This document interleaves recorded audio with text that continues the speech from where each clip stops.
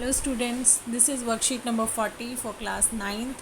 First of all, you will write name of the student, then class teacher's name, and you will write date on the top.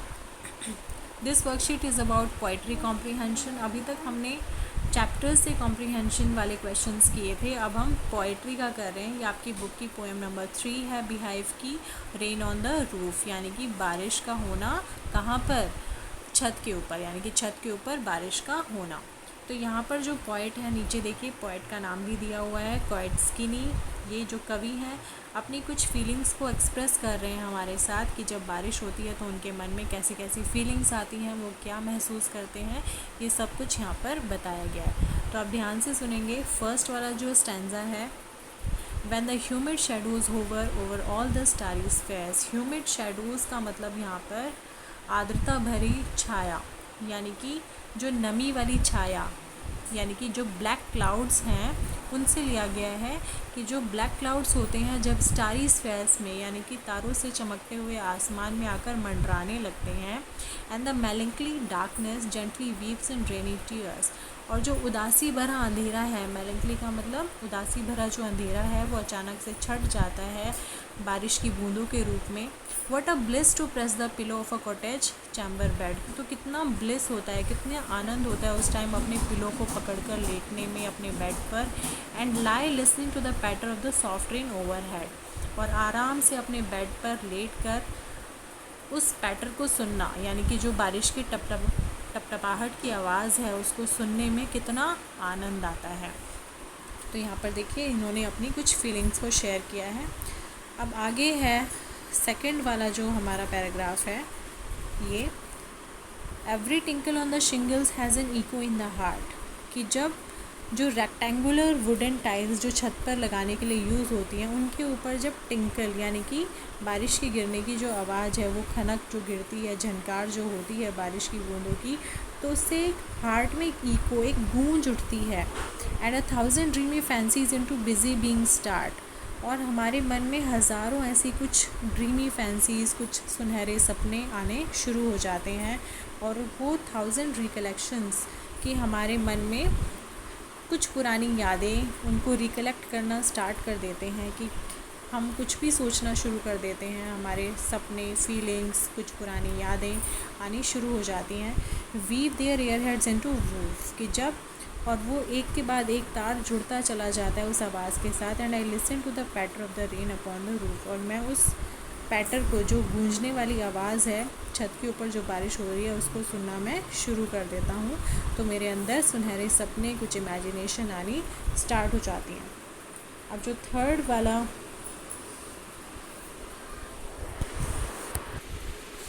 जो paragraph है, जो stanza है, अब यहाँ पर वो अपनी माँ का परिचय देता है.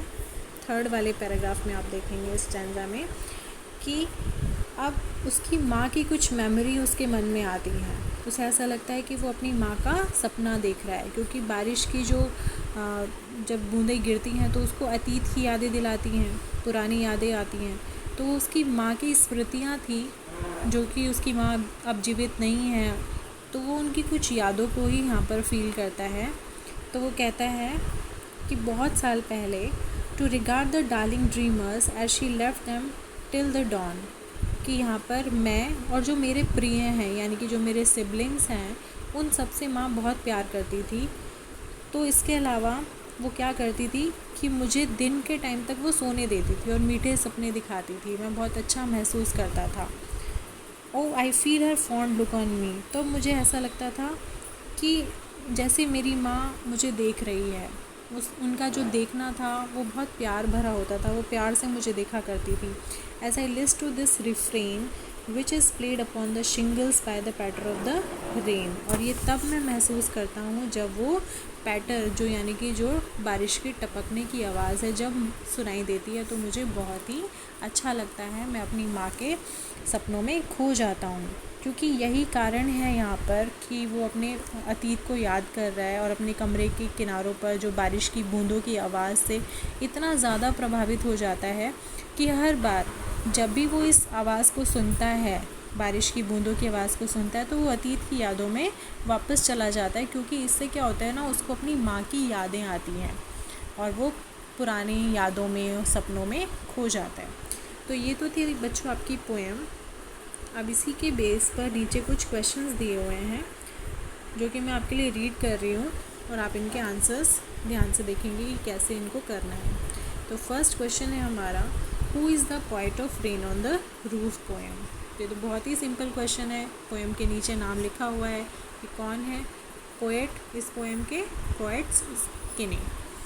अब बी क्वेश्चन है, what is the rhyming scheme of the first stanza. Rhyming scheme क्या होती है बच्चों? देखिए, जब आप पोएम रीड करते हैं, फर्स्ट स्टैंजा यहाँ पर हम देखेंगे, इसी के बारे में हमसे पूछा है, तो हमें लास्ट वाला वर्ड देखना है, होवर, फिर सेकेंड लाइन का लास्ट वर्ड स्फेयर्स, फिर थर्ड लाइन का डार्कनेस, फिर टीयर्स, पिलो, बेड, पैटर, ओवरहेड। हमने ये लास्ट वाले वर्ड्स देख लिए। अब हम जो पहले वाला वर्ड है उसको ए मान लेंगे, जो बी है ये सेकंड वाला मान लेंगे, डार्कनेस सी हो जाएगा। अब आप देखिए, स्फेयर्स और टीयर्स सेम राइम आ रही है, सेम आवाज़ सुनाई दे रही है ना, तो हम इसको भी बी मान लेंगे क्योंकि इसकी आवाज़ बी से मैच हो रही है। उसके बाद देखेंगे पिलो, तो ये हमारा डी हो गया, फिर बेड हो गया ई, पैटर क्योंकि किसी के साथ आवाज़ मैच नहीं हो रही है तो ये हो गया एफ, और देखिए ओवरहेड, अब बेड और ओवरहेड एक जैसी साउंड आ रही है तो ये हो गया ई, है ना। तो इस तरीके से हम राइमिंग स्कीम लिखते हैं। तो हमारी राइमिंग स्कीम क्या हो गई इसमें, A B C D E F E, यहाँ पर बी भी आएगा, A B C B D E F E. तो ये हमारी राइमिंग स्कीम हो गई। अब देखते हैं ये वाली राइमिंग स्कीम है क्या ऑप्शंस में। हाँ, तो हमने देखा कि इस वाले क्वेश्चन में ये हमारी राइमिंग स्कीम आ रही है, A B C B D E F E.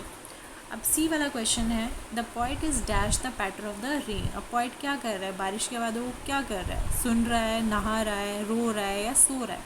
तो सुन रहा है ना वो, तो listening to the patter of the rain. अब आता है हमारा fourth question, the sound of the rain brings thousand of dash to poets mind. कि जो रेन की जो साउंड है वो पोइट के मन में हज़ारों क्या ला रही है, मेमोरीज, इमेजिनेशन। तो यहाँ पर दोनों ही चीज़ें लेकर आती है वो, है ना, मेमोरीज भी आ रही है और इमेजिनेशन भी आ रही है। तो इसका आंसर थर्ड हो जाएगा, बोथ 1 और 2। अब ई वाला क्वेश्चन है, the sound of the rain also reminds the poet of his dash. कि जो साउंड है रेन की, उससे पोइट किसकी यादों में खो रहा है, अपनी आंट की, मदर की, सिस्टर की या ब्रदर की। अब लास्ट वाले स्टैंजा में आया था ना, जब वो अपनी माँ के बारे में बात करता है, तो यहाँ पर मदर की यादों में वो खो रहा है। फिर एफ क्वेश्चन है, his mother looks at him dash, use an adverb. अब जब बच्चों यहाँ पर एडवर्ब का यूज़ करना है, एडवर्ब जो वर्ड्स होते हैं उनके लास्ट में एल वाई लगा होता है। तो यहाँ पर हम देख रहे हैं कि फर्स्ट वाले में तो नहीं लगा हुआ है ली, सेकंड वाले में फॉन्डली लगा हुआ है एल, फिर 3 वाले में केयरफुली है और 4 है विद लव। तो अब देखिए उसकी माँ उसको कैसे देखती है, केयरफुली देखती है, फॉन्डली देखती है, प्यार से देखती है ना, तो फॉन्डली आ जाएगा इसमें, फॉन्डली। अब जी है, by the darling dreamers the poet is referring to the sleeping dash in the poem. तो डार्लिंग ड्रीमर्स यहाँ पर किस वर्ड के लिए यूज़ हुआ है, तो ये यूज़ हुआ है पोइट और उसके सिबलिंग्स के लिए। और लास्ट वाला क्वेश्चन है, how do you feel when it rains. ये आपको खुद से बताना है कि जब बारिश होती है तो आप कैसा फील करते हैं, हैप्पी, सैड, एंक्शियस। एंक्शियस का मतलब होता है दुखी या चिंतित, और लास्ट वाला एनी अदर, या आप कुछ और महसूस करते हैं तो वो यहाँ पर आप लिख सकते हैं। तो ये तो थी बच्चों आपकी पोएम। आई होप आपको समझ आई होगी। इस पोएम की पूरी समरी मैंने आपको बताई है, तो बहुत ध्यान से आप इन क्वेश्चंस के आंसर्स फाइंड आउट करके अपनी कॉपी में करेंगे और फिर अपने ग्रुप पर सेंड करेंगे। Thank you.